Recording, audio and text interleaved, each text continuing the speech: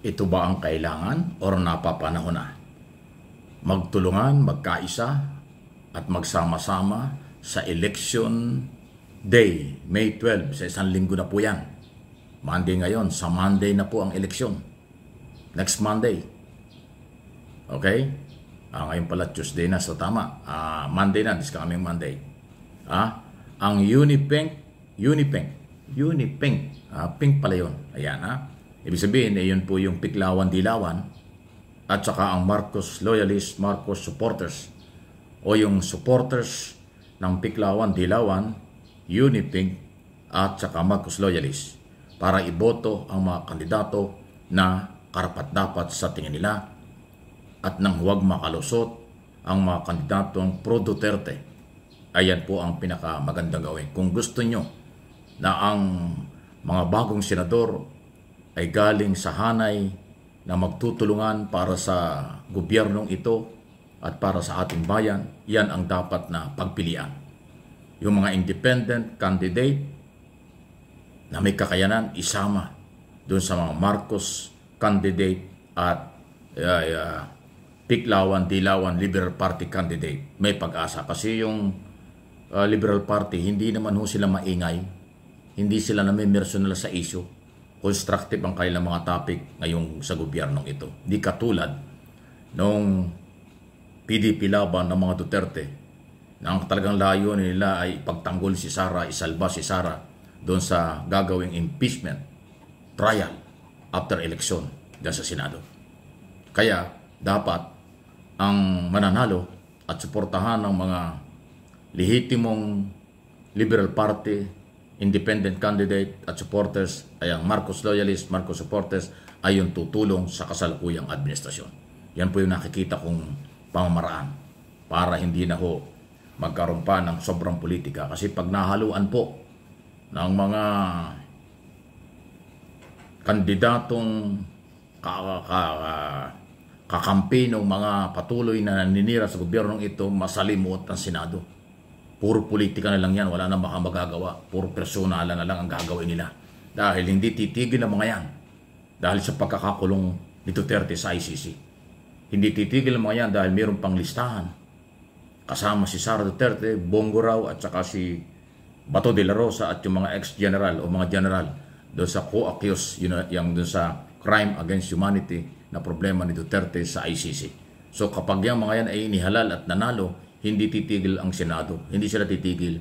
Gagamitin nilang Senado sa paninira dito sa ating administrasyon. So wala nang katahimikan. So para ho magkaroon ng kapayapaan at tuloy-tuloy na development at kaunlaran ng ating bansa, suportahan natin ang mga kandidatong hindi lang maka-administration, susuporta sa mga programa ng gobyerno at hindi mamumulitikang personalan kapag sila nanalo bilang mga senador. Lalo na po magiging senador judge ang mananalong 12 senador sa eleksyon sa Mayo o sa Lunes na. Sasama yan doon sa incumbent na 12 senador, magiging 24 sila. Na ang unang gagawin ay ang impeachment trial by trial of public trust, article of impeachment laban kay Sara Duterte. Ayan po ang ating masasabi dyan. Sunod na ating pag-usapan, eto na. Parang meron yatang nagpapakondisyon o kinokondisyon ang kaisipan ng mga tao. Tiniyak na po ng COMELEC, walang dayaan, malinis na eleksyon. Computerized election, hindi pwedeng dayain. Mali yung paniniwala ng mga di umano ay eksperto sa eleksyon, eksperto sa technology na hanggang ngayon ay sinisira ang kredibilidad ng COMELEC. Patuloy pong pinanindigan ni Chairman at mga Commissioner ng COMELEC, lead by Chairman George Erwin Garcia. Malinis ang incoming election sa Lunes. Okay? Kaya maganda ito at ating pinapaliwanag at sinasabi kasi baka mamaya ang mga matatalo sa eleksyon sasabihin dinaya sila. Ang mananalo sasabihin nandaya sila. Lumang style ng politika yan. Galaw yan ng mga kandidatong from day one, alam nilang talo sila at tumakbo pa. Gawain yan ng mga political party at kandidato na hirap manalo pero pinipilit nilang sila'y nanalo at ang dahilan sila'y nadaya kaya natalo. Lumang style yan. Huwag tayong maniwala dyan. Walang dayaan. Malinis ang eleksyon. Ibibigay ang lahat ng karapatan ng COMELEC sa lahat ng botante sa buong mundo. Lahat ng Pilipinong qualified registered voters kung sino ang kanilang dapat iboto. Okay? Matindi ang kampanya sa vote buying, matindi ang kampanya tungkol sa mga panlalamang sa kapwa kandidato, at matindi rin ang kampanya sa pagkipag-ugnayan sa mga private sector. Yung PPCRB ay na-interview ko isang araw, pastoral yung Catholic group na bumabantay sa ating eleksyon. Sabi nila, hindi magkakaroon ng problema yan sa counting.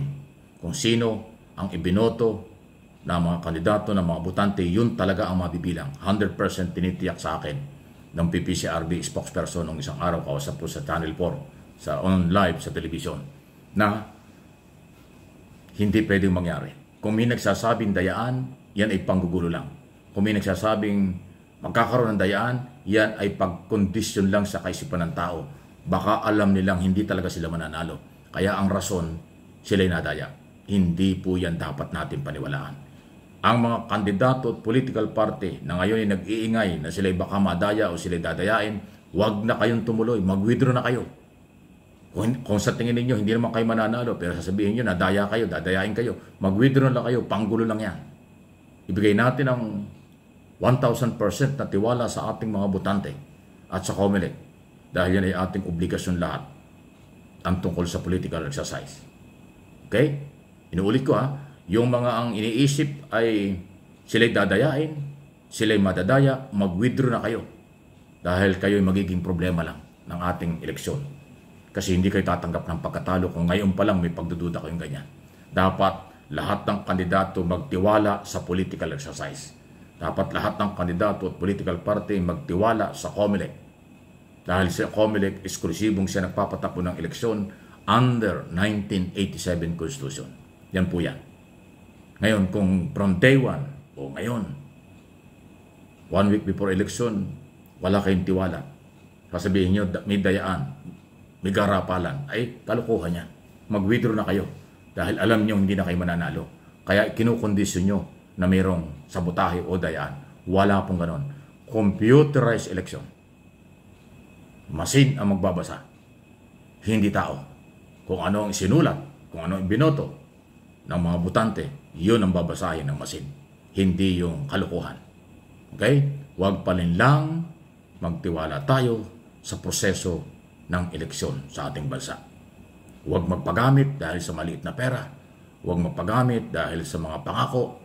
Huwag magpagamit sa mga panlilinlang, pagkukondisyon ng kaisipan na merong dayaan o may mandadaya. Wala pong ganyan. Ulit-ulit nating panindigan. Ipakita natin sa buong mundo na tayo handang-handa na at kayang-kaya nating makipagsabayan sa mga political exercise na katulad ng ibang bansa at mayamang mga bansa na napakabilis at saka malinis. Ang sabi ng COMELEC at ng PPCRB, ilang oras lang after ng eleksyon sa Lunes, May 12, sa gabi pa lang, maaaring tapos na ang bilangan. Kinabukasan, pangalawang araw, baka magkaroon na ng proclamation. Baka yung gabi din na yun, alam na natin kung sino ang top 12. Gano'n na pong kabilis ang ating eleksyon. Yung matatalo at talagang talo at nagsabing tinaya, kalokohan yon. Huwag kayong maniwala. Please like and share ng ating mga video at pinag-uusapan. Subscribe kung hindi pa.